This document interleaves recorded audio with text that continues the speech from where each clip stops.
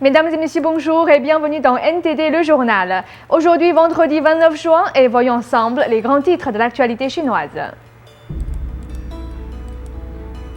Le ministère de la Justice taïwanais exige la transparence sur l'affaire Zhongding Bank.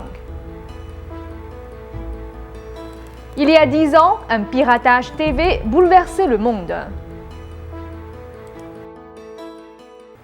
Hier, nous vous avons rapporté l'arrestation par les autorités chinoises de Zhongding Bank, un ingénieur taïwanais et pratiquant de Falun Gong, lors de son voyage dans le sud de la Chine. Le ministère de la Sécurité publique chinois a accusé Zhongding Bank d'être impliqué dans le piratage d'un réseau télévisé chinois pour y diffuser des programmes exposant la persécution menée par le régime communiste contre le Falun Gong et ses pratiquants. Le gouvernement taïwanais a exprimé son inquiétude sur l'affaire Zhongding Bank et a exigé la transparence judiciaire de la part des autorités de Pékin. La famille de Zhongding Bank a fait appel devant le bureau présidentiel taïwanais à Taipei. Ils ont demandé au gouvernement taïwanais de nommer un avocat sur place pour défendre Zhongding Bank et de protéger la sécurité de l'avocat pour garantir que les droits de Zhongding Bank ne soient pas violés. Le gouvernement taïwanais a dit au départ que mon mari faisait partie des enquêtes sur le Falun Gong et qu'il pourrait rentrer dans quelques jours. Maintenant, nous ne savons pas pourquoi ces nouvelles accusations sont portées contre lui. Y a-t-il des preuves? Je suis très inquiète de ce dont il a été accusé. Il est clair que c'est un cas de persécution politique. Aucun avocat n'est présent et la famille n'est pas en mesure de communiquer avec lui. Toutes ces allégations sont celles prononcées par le PCC. Nous ne croyons pas en leur crédibilité. Zheng Yongfu, ministre de la Justice taïwanais, déclare que Taïwan a demandé à la Chine continentale de mener une procédure judiciaire transparente afin de protéger les droits fondamentaux de Zhongding Bank. Le Conseil des affaires continentales a également exprimé ses inquiétudes. Concernant si la sécurité future de M. Zhongding Bank sera garantie ou non, je pense que nos organismes gouvernementaux vont continuer à suivre l'affaire de près, y compris les avocats. De notre côté, nous demanderons l'assistance du ministère de la Justice et de la Fondation des échanges interdétroits. Le ministère de la Justice taïwanais a déclaré que Zhongding Bank avait été accusé d'un crime sans la présence d'un avocat à ses côtés et sans qu'il puisse contacter ses proches. Nous avons demandé à plusieurs reprises aux autorités continentales de nous donner une solution au plus vite ainsi qu'une transparence sur l'affaire, car c'est seulement hier que nous avons été informés des accusations pour lesquelles il a été arrêté. Pour l'instant, le ministère de la Justice tente d'aider la famille afin qu'elle puisse rendre visite à Zhongding Bank et lui trouver des avocats. Les autorités chinoises n'ont pas pris l'initiative de nous informer en premier. C'est seulement sous notre demande qu'elles nous ont répondu. Nous espérons en premier lieu que sa famille pourra lui rendre visite. La Chine a accepté cette demande. Bien sûr, nous espérons également que tout sera traité conformément à la loi. S'il n'a commis aucun crime, il doit être libéré dès que possible. Lorsque le ministère de la Sécurité publique chinois a informé le ministère de la Justice taïwanais de l'implication de Zhongding Bank dans les violations de loi, il n'a pas donné de plus amples détails. Nouvelle NTD, Taipei. Pour diffamer le Falun Gong et salir sa réputation, le Parti communiste chinois a fabriqué de nombreux mensonges, y compris la mise en scène de l'auto-immolation sur la place Tiananmen. Pour clarifier la vérité aux Chinois du continent, les pratiquants de Falun Gong font tout leur possible pour diffuser des informations véridiques afin de se défendre, y compris le piratage audiovisuel. Il y a 10 ans, en mars 2002, dans la ville de Changchun, au nord-est de la Chine, des pratiquants de Falun Gong ont détourné un réseau de télévision contrôlé par le PCC et y a diffusé 50 minutes de programme sur la persécution du Falun Gong. On estime qu'1 million d'habitants de la région ont vu ces programmes. Après l'incident, 15 pratiquants impliqués ont reçu la vengeance impitoyable de l'ancien président chinois Jiang Zemin. 8 d'entre eux ont été persécutés à mort. Le 5 mars 2002, 3 ans après que le Parti communiste chinois ait lancé la persécution violente contre le Falun Gong, les habitants de Changchun ont regardé des programmes télévisés différents de la propagande du PCC. La même journée, à partir de 18h15, les habitants de 4 districts de Changchun ont pu voir d'autres programmes, tels que Falun Dafa autour du monde et auto-immolation ou mise en scène. C'est cette journée-là que près d'1 million d'habitants a pu apprendre la véritable histoire du Falun Gong et les mensonges tissés par le PCC. Cet incident du piratage TV de Changchun a bouleversé le monde entier. Furieux, l'ancien chef du PCC, Jiang Zemin, a fait arrêter dans les jours suivants près de 5000 pratiquants de Falun Gong dans la province de Jilin et a émis un ordre secret de tuer sans pitié les pratiquants impliqués dans le piratage TV. Les 15 principaux pratiquants impliqués ont été condamnés légalement et sans procès à des peines de prison ferme allant de 4 à 20 ans. Parmi eux, 8 ont déjà été torturés à mort. Lei Ming, qui avait seulement 30 ans à l'époque, ne pesait que 35 kilos à sa sortie de prison. Voici les images de lui 3 mois après sa libération. Lei Ming est décédé 2 ans et demi plus tard. D'autres membres clés du piratage TV, tels que Liu Chengjun et Liu Heibo, ont également été persécutés à mort par la torture et l'arme à feu. Le 5 septembre 2009 en Australie, le Parlement de Nouvelle-Galles du Sud a décerné à Liu Chengjun le prix annuel des droits de l'homme de la Fondation de la région d'Asie-Pacifique afin d'honorer son courage d'avoir brisé le blocus des médias de la tyrannie. Nouvelle NTD. Et en 2003, un homme a risqué sa vie 2 fois en Chine pour tenter de briser le blocus des médias exercé par le PCC en interférant avec les signaux de diffusion du régime. Il a été arrêté par les autorités communistes et torturé en prison pendant 3 ans. Ces actes ont ému la communauté internationale et provoqué un vaste mouvement de soutien. Il s'agit du docteur Charles Li, un citoyen américain et pratiquant de Falun Gong. Voici une interview exclusive qu'il a bien voulu nous accorder. Du Falun Gong lui a apporté de nombreux bienfaits. J'ai débuté la pratique aux États-Unis. Ma santé s'est grandement améliorée tant physiquement que mentalement. Je me sentais si bien. Aussi, je suis retournée en Chine afin de répandre la pratique en 1997. Ma mère et des voisins ont commencé aussi à pratiquer. En 1999, le Falun Gong a été réprimé par le PCC au moyen de tous ses appareils de propagande étatique. Charles Li a réalisé qu'il devait briser cela et permettre aux gens de connaître la véritable situation. Quand la persécution a commencé, je savais que le PCC était capable de toutes sortes de malveillances, parce que je venais du continent. Aussi, je pense que nous avons la responsabilité et la possibilité d'aider les membres de notre famille, nos proches, nos amis et nos compatriotes à obtenir la liberté. Les programmes que Charles Li a introduits dans les signaux de diffusion étatiques évoquaient tous la réalité de la persécution que les pratiquants de Falun Gong traversaient. J'ai piraté les signaux en ce temps-là. Il y avait 2 points que je voulais éclaircir. Un était que la persécution envers le Falun Gong est illégale, complètement inhumaine et qu'elle doit cesser. L'autre point était l'analyse détaillée de l'auto-immolation de Tiananmen. Pourquoi disons-nous que l'auto-immolation est une mise en scène? La vidéo montre clairement de nombreuses évidences que l'événement a été monté de toutes pièces par le PCC lui-même. Dans une société normale, en dehors de la Chine communiste, le piratage audiovisuel est rare et quasiment inutile.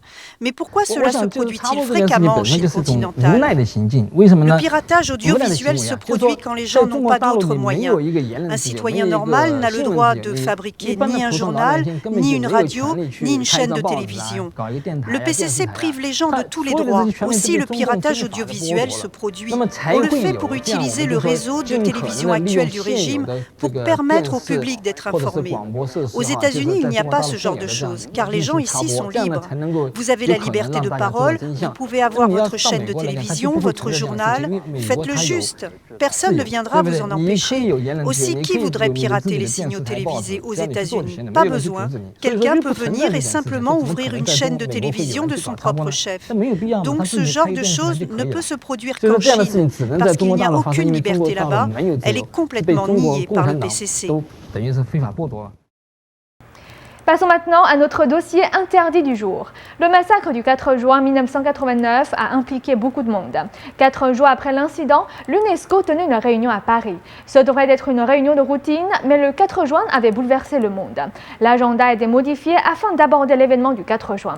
Certains délégués avaient eu accès aux photos choquantes des médias rendant compte du massacre des étudiants.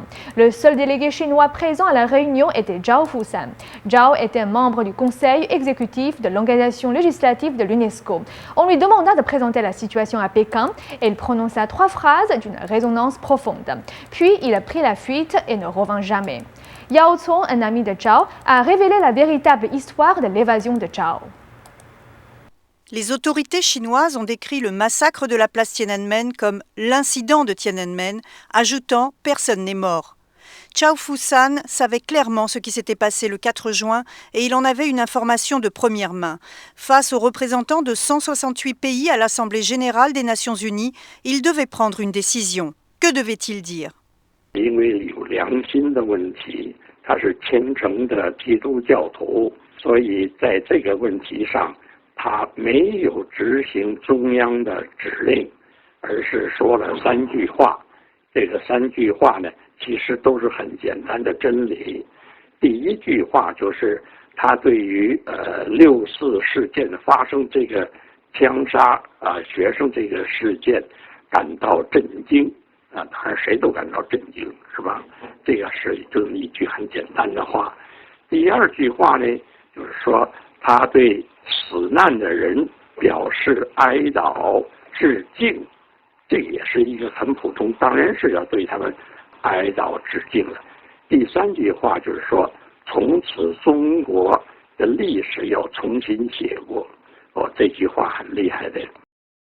Yao Cong a été chercheur à l'Institut des études américaines de l'Académie chinoise des sciences sociales. Il est professeur à l'Université du Wisconsin aux États-Unis et expert auprès de la fondation américaine Henry Luce. Yao Cong a dit que Zhao lui avait raconté tous les détails de son évasion.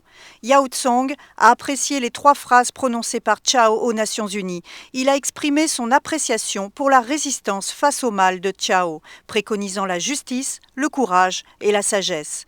Après la réunion, Zhao Fusan est retourné à la résidence de la délégation chinoise. Il a vu des gens des services de la sécurité à la porte, les armes sur les hanches et le lorgnant sournoisement. Zhao Fusan était effrayé et a eu froid dans le dos. Peu après, il a pris la fuite comme un fugitif et n'est jamais revenu. Yan Jiaqi est un intellectuel en visite aux États-Unis et a travaillé 25 ans en tant que subordonné de Zhao. Yan a dit qu'à l'époque, Zhao avait une position très puissante en Chine, mais qu'il n'a jamais pu y retourner parce qu'il avait dit la vérité.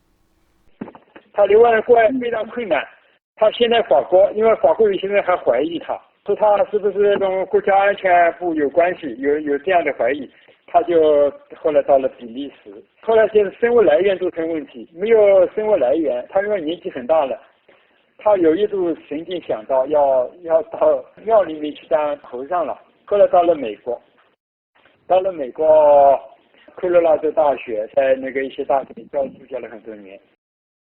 Cette année, Zhao Fusan, qui a 86 ans, a dit à Yao Cong que sa vie pouvait être divisée en 2 parties. Durant les 60 premières années, il avait vécu selon ses idéaux. Il a dit, des 20 années suivantes, la réalité m'a éduqué. Il a fallu 20 ans pour démolir mes idéaux. J'avais été diligent ma vie entière. Finalement, à qui pouvais-je avouer un tel pétrin? 前面这段时间也都是呀，要支持共产党呀，做共产党的驯服工具呀，后来也是被事实教育了，逐渐的清醒过来了。共产主义呢是一个幽灵，马列主义当时是忽悠大忽悠。Yao Cong a dit que de nombreuses personnes se sont éveillées. L'Union soviétique s'est éveillée la première et a désintégré le Parti communiste soviétique. Le Parti communiste chinois a appris de l'Union soviétique et il finira de la même façon. 中国这个共产党内部也有很多明智的人，早晚因为这个共产党这个名字已经臭了，这世界上都臭了，各个地方都臭了他也就有人就想要把共产党这个名字改一改，改个什么其他党的名字，还利用共产党目前它有8000万党员这么一个大的基础，作为它的资本，成立一个什么其他的党，这些东西都是换汤不换药，必须要改变整个的，从根本上要重新来过才行。Yao Cong a dit que la tragédie de la famille de Zhao représente celle de la majorité des intellectuels chinois sous la tromperie et l'autorité tyrannique du PCC. C'est quelque chose de très commun, de même que le réveil de Zhao en tant qu'outil docile du PCC après sa tragédie est aussi quelque chose de tout à fait commun. Dossier interdit, NTD. Et tout de suite, des informations canadiennes après une petite pause. Douane électronique, les passagers canadiens choyés.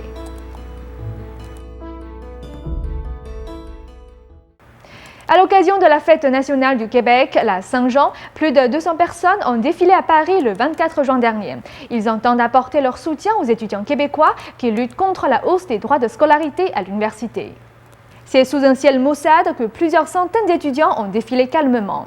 On entendait parler espagnol, anglais, russe ou français dans une multitude d'accents. Ce défilé de soutien aux étudiants québécois encore en lutte regroupait plusieurs nationalités. Et bien évidemment, le carré rouge était bien visible, comme à Montréal. Le défilé, organisé par le collectif Solidarité démocratique Québec, s'est déplacé tranquillement entre la Porte Dauphine et le Parvis des droits de l'homme au Trocadéro. Comme à Montréal, il demandait le droit à l'accessibilité des études, mais aussi le droit de manifester, remis en cause par le gouvernement avec sa loi 78, qui d'ailleurs est toujours en rigueur malgré l'appel fait par les fédérations étudiantes à la Cour suprême ce mois-ci. Les Canadiens qui voyagent par l'aéroport international Trudeau à Montréal n'ont désormais plus l'obligation de passer par un douanier. L'aéroport a récemment installé des kiosques automatiques à cet effet. Et même si ce nouveau procédé raccourcit les files d'attente, certains s'interrogent sur la sécurité et l'efficacité de ce système. Rencontrez les nouveaux agents de douane à l'aéroport Trudeau. Ils scannent votre passeport, lisent votre déclaration douanière et décident si oui ou non vous êtes susceptible de passer les douanes. Avant, les voyageurs pouvaient attendre jusqu'à 90 minutes, mais depuis la récente installation des 18 machines ce mois-ci, les choses ont radicalement changé. Les gens n'ont plus à faire la queue des heures durant. Nous avons un objectif, que les passagers attendent moins de 20 minutes aux heures de pointe. Il y a déjà quelques fans parmi les passagers. Moins de 5 minutes, vous avez juste à faire vérifier votre passeport et votre carte d'embarquement. Elles nous ont vérifié rapidement, cela n'a pas pris du temps. Mais certains disent que les services rapides ne sont forcément pas une bonne chose. On va couper de plus en plus le contact avec nos agents. Donc, mais l'Agence canadienne des services de douane déclare qu'à cause des coupures budgétaires, elle ne peut se permettre d'employer plus d'agents. Donc ces machines financées par l'aéroport sont une bonne chose pour libérer les agents qui se concentreraient sur des tâches plus importantes.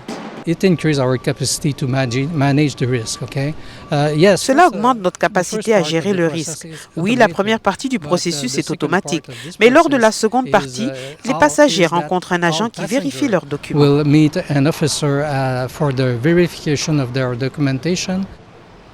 Seuls les citoyens canadiens ou résidents permanents peuvent avoir accès à ce procédé et le font avec plaisir. Je pense que c'est très pratique, rapide et vous n'avez pas à attendre trop longtemps. L'aéroport international de Trudeau est à présent le second aéroport au Canada à avoir mis en place ces kiosques. Ils ont été installés en premier à Vancouver en tant que test durant les Jeux olympiques d'hiver de 2010. Dorénavant, l'Agence canadienne des services de douane espère un jour voir la mise en place de ces machines dans les plus importants aéroports du monde. Depuis plus d'un an, le tour de chant de la petite Maria fait sensation dans le monde de YouTube. À présent, qu'y a-t-il dans le vent pour la jeune fille de 11 ans de Winnipeg? Outre son duo avec Lady Gaga, elle a même eu l'honneur de chanter avec le Premier ministre canadien Stephen Harper. Difficile de croire qu'elle a seulement 11 ans. À un si jeune âge, Maria Aragon a déjà fait beaucoup de choses. Parfois, les gens sous-estiment la jeunesse et pensent que nous ne pouvons pas en faire autant que les adultes. Mais je suis cette génération et je suis fière de la représenter. C'est l'année dernière que les choses ont vraiment décollé pour Maria Aragon. Son interprétation de Born This Way de Lady Gaga sur YouTube s'est fait remarquer par la superstar. La vidéo visionnée par des millions de gens s'est située en 8e place dans le monde entier sur YouTube. Elle est alors apparue au célèbre talk show américain de Ellen. La jeune Winnipégoise Maria Aragon a déjà écrit et publié une chanson qu'elle a intitulée You Are Enough, une chanson dans laquelle elle répète l'importance de rester fidèle à soi-même.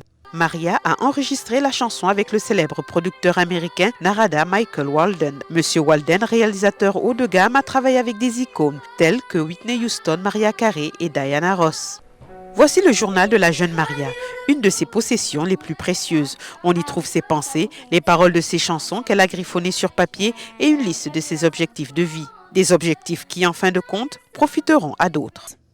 Je souhaite être en mesure de créer un organisme de bienfaisance. Je désire que mon oncle rencontre Paul McCartney. J'aimerais acheter une maison neuve pour mes parents. Je veux que mon père soit en mesure de prendre sa retraite. J'apprécierais rencontrer tous mes fans à travers le monde. Son nouveau 45 tours est disponible sur welovefreemusic.com. J'espère qu'il aura le même succès. C'est juste que je suis un peu plus occupée. Et avec la tournée internationale en vue pour le futur, elle sera sûrement davantage occupée.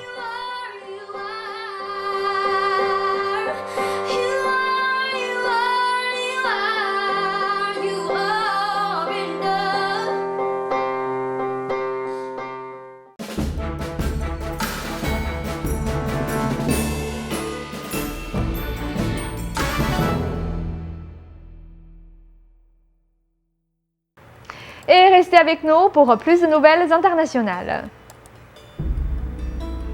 Aung San Suu Kyi visite le Louvre à Paris. Fondé en 2001, NTD est rapidement devenu l'un des réseaux de télévision multilingues les plus influents du monde. NTD News, London. Dubai. New York. NTD compte des correspondants dans plus de 70 villes. Elle est disponible dans 18 langues.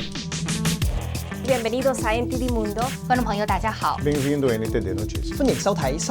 Bonjour à tous. Welcome to China News. Le programme phare de NTD, China News, avec des journalistes sur le terrain et une équipe de spécialistes éclairés sur la Chine, NTD présente des informations vraies et non censurées en Chine et hors de Chine. Des programmes tels que Forbidden News offrent à ses téléspectateurs des informations qu'ils ne pourront trouver nulle part ailleurs. NTD a dévoilé les informations sur l'épidémie du SRAS 3 semaines avant les médias officiels chinois. Focus Talk permet aux Chinois de réagir par téléphone et de donner à nos téléspectateurs une vision de ce qui se passe réellement en Chine. NTD présente également des fictions, des divertissements, ainsi que des émissions sur la culture, la poésie, la médecine traditionnelle chinoise ou d'autres programmes qui sensibilisent les téléspectateurs occidentaux à l'Orient. NTD, c'est bien plus que de la télévision. Chaque année, NTD organise une série de concours visant à promouvoir la culture authentique chinoise. Ces concours ont attiré une très large attention et rassemblé des participants de Taïwan ou d'Australie. NTD est un véritable réseau de télévision mondiale avec des bureaux à New York, Los Angeles, Toronto et Taipei. NTD est présente sur 46 compagnies de câbles aux États-Unis ainsi qu'en France et au Canada, touchant près de 30 millions de foyers. NTD est également rediffusé non-stop par satellite en Amérique du Nord, en Europe et en Asie. New Tang Dynasty, un pont entre l'Orient et l'Occident. Grande et belle surprise à la demi-finale de football de l'Euro 2012 hier soir. L'Italie a triomphé et a remporté avec 2-1 contre l'Allemagne. Sa place est désormais en finale où elle se battra contre l'Espagne le 1er juillet au stade olympique de Kiev en Ukraine.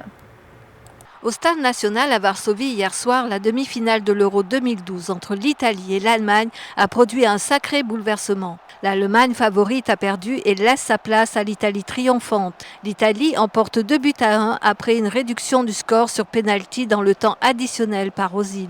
Non seulement Balotelli, mais tout le monde dans l'équipe a bien joué dans le match et ils se sont tous acquittés de leurs responsabilités, y compris Federico Balzaretti, Giorgio Chiellini, Leonardo Bonucci et Andrea Barzagli. Ils ont été très actifs dans la défense tout au long du match. Surtout au début, ils contrôlaient efficacement nos adversaires. Les autres joueurs qui jouent ou ne jouent pas dans le match ont tous contribué. La compétence et l'expérience sont des facteurs de notre victoire. Et la chose la plus importante est que nous avons joué de façon positive au début du match. Et on a poussé l'attaque vers l'Allemagne. Tous les gens ont essayé de comparer ce match à la demi-finale. Nous avons joué avec l'Allemagne à la Coupe du Monde 2006. Ils veulent trouver des différences et des similitudes. Je suis sûre que c'est une excellente équipe et nous sommes heureux et fiers de nous-mêmes. Après le match, c'était la fête à Rome. Les Italiens ont célébré la victoire de l'équipe tout au long des rues et ont fait l'éloge de leur performance. Belle, belle, un peu de désordre peut-être, mais si l'économie allait comme le match de ce soir, il n'y aurait plus de crise.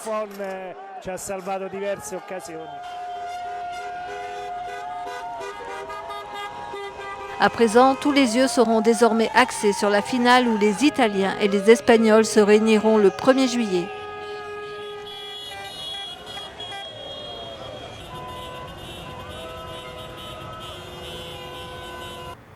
Dernier sillon en France pour la grande dame. Aung San Suu Kyi a pris le temps de rendre visite à deux musées qu'elle apprécie, le musée du Louvre et le Quai d'Orsay. C'est ainsi que s'achève son grand voyage de 19 jours à travers l'Europe. Pour le dernier jour de sa visite à Paris, Aung San Suu Kyi s'est rendue au musée du Louvre. Accueillie par la ministre de la Culture, Mme Filippetti Aurélie, Aung San Suu Kyi a été saluée par de nombreux touristes qui visitaient également le musée. Les gens d'ici sont comme les gens en Birmanie. C'est une belle visite. Je n'ai tout simplement pas pu rester plus longtemps. Je vais devoir revenir en France à nouveau et pas seulement pour quelques jours. Ce n'est pas une façon de visiter la France. J'ai besoin de quelques mois. C'est une femme exceptionnelle dans un environnement exceptionnel qui est le Louvre. Et ce sont avec Orsay hier les deux seuls musées qu'elle a pu visiter pendant son déplacement à l'étranger, qui est son premier déplacement en fait depuis 25 ans. Donc je suis heureuse qu'elle ait choisi Paris, qu'elle ait choisi la France, qu'elle ait choisi le Louvre et le musée d'Orsay pour reprendre ce contact avec cet art qu'elle aime, qu'elle apprécie vraiment. Cette visite culturelle met un terme à une tournée de 19 jours qui aurait été inimaginable il y a 19 mois. La diplômée d'Oxford a passé 15 ans en résidence surveillée. Elle est devenue l'icône de la résistance politique non violente. Elle a été libérée en novembre 2010. Que font les entreprises quand elles découvrent que leurs produits ont été contrefaits en Chine? La société finlandaise Ravio, créatrice du populaire jeu Angry Birds, a une approche novatrice. Voyons cela tout de suite. Quand le responsable marketing de la compagnie Rovio, Peter Versterbacka, s'est rendu en Chine au printemps dernier, il a vu une multitude de contrefaçons des produits Angry Birds inondant les rues. Angry Birds est un jeu de stratégie où des oiseaux rouges en colère contre des cochons verts qui ont volé leurs œufs prennent leur revanche. La firme finlandaise Rovio Entertainment affirme être le premier fournisseur mondial de divertissement pour téléphone mobile et il est le créateur de la franchise Angry Birds. Depuis sa sortie en décembre 2009, Angry Birds est devenu un phénomène mondial. Il a atteint le milliard de téléchargements. Et ce n'est pas seulement le jeu, mais toute la gamme des produits dérivés qui l'accompagnent. Il y a même un faux parc à thème à Changsha. Donc ce n'est pas étonnant que Rovio soit désireux de protéger sa propriété intellectuelle. Le directeur général de Rovio en Chine, Paul Chen, dit que sa société est très préoccupée par la mauvaise utilisation de leur propriété intellectuelle et de leurs produits en Chine, où le piratage est très répandu. Il a entrepris des actions en justice, spécialement contre ceux qui fabriquent des contrefaçons dangereuses. Mais Rovio va également adopter une approche novatrice. L'entreprise va tenter de recruter les contrefacteurs, utiliser leurs idées innovantes et même leur offrir un espace publicitaire gratuit. Premièrement, voir réellement ce qu'est le produit, sous quels aspects ils enfreignent notre propriété intellectuelle. Et alors contacter le contrevenant pour voir s'il y a moyen ou pas de collaborer avec eux. Parce que vous savez, sur le marché chinois, nous avons vu en fait des moyens véritablement uniques avec lesquels les gens utilisent la propriété intellectuelle d'Angry Birds pour créer des produits que certains fans potentiels pourraient aimer. Peut-être que Rovio prendra sa revanche sur le marché chinois pour lui avoir volé ses idées en inondant les rues avec des produits sous licence. Donc maintenant, nous travaillons sur le côté approvisionnement afin de nous assurer que nous aurons les produits officiellement sous licence. Donc vous connaîtrez les véritables bons jouets Angry Birds, les t-shirts et tout ce que vous voulez présents ici sur le marché en Chine. Faire essentiellement cela et fournir une belle expérience à nos fans quand ils achètent ces produits.